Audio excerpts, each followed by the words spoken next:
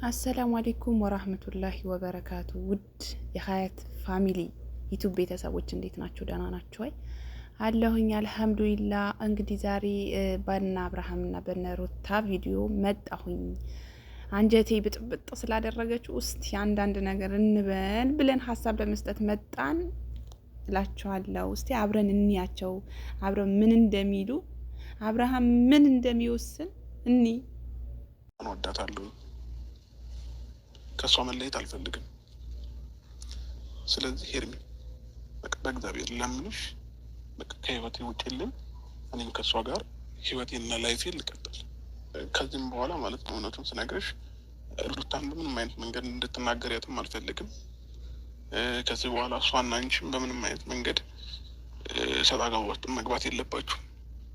ስለዚህ ሁለተኛ ምንም አይነት ነገር ቴክስትም ይሁን ምንም ይሁን ነገር ወደ እሷ እንዳትልኪላት፣ እሷን የሚያስደብራትን ነገር ከዚህ በኋላ እንዳታደርግ። ሄርሚ አስበህበታል? በስትክክል አብርሽ? ያው አስቤበታለሁ።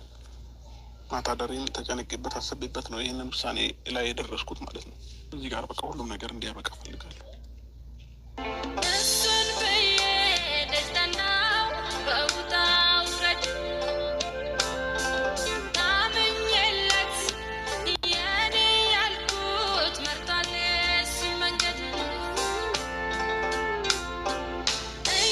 የዩቱብ ቤተሰቦች እንግዲህ አብርሃም እንደ አዲስ እኔ ወዳታለሁ ከሩታ ጋር መለየት አልፈልግም ብሎ ሄርሜላ እያሰናበታት ነው ማለት ነው። እንግዲህ ቪዲዮ እንዳየ ነው ማለት ነው።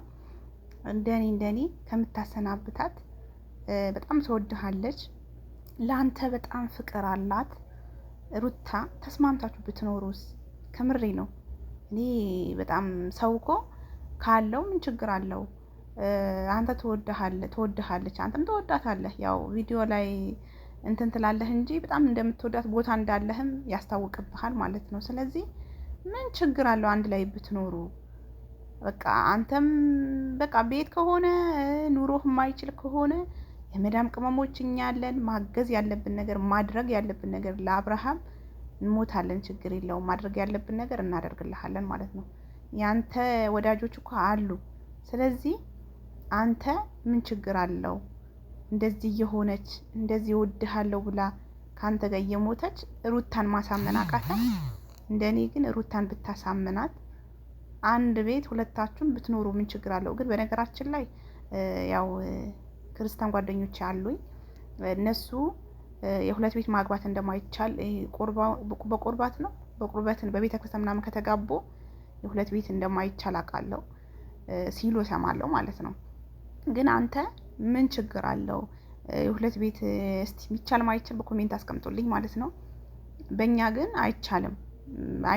በእኛ በሙስሊሞች ደግሞ እስከ 4 ነው የሚሉት፣ እስከ 4 ይቻላል ነው የሚባለው ማለት ነው። እና በእናንተ እንደማይቻል የሚቻልም አላረጋገጥኩም፣ ግን በቤተ ክርስቲያን የተገባ ሰው አይቻልም እንደሚባል አውቃለሁ ማለት ነው። እና ምን ችግር አለው? የመዳም ቅመሞች እስቲ ለሁለት ቤት የምትመኙለት የመዳም ቅመሞች ኮሜንት ላይ ያሳውቁኝ ማለት ነው። ከምሬ ነው የምላችሁ። እኔ አብርሃም እንደዚህ እየሆነች እንደዚህ እየተጎዳች ለሁለት ቤት እሺ ትለዋለች ብዬ ነው። እቺ ልጅ እኮ ነጌ በረኪና ጠጥታ ሁላ ልትመጣብን ትችላለች እንዴ! ከምሬ ነው። እኔ አሁን ፈራኋት ማለት ነው። በቃ እንዴ አሰናበታት እኮ ከስንት ከአንድ 3 4 አሰናብተዋታል። እና በረኪና ጠጥታ የሆነ ነገር ሆና የምትመጣ ነው የሚመስለኝ እንደኔ።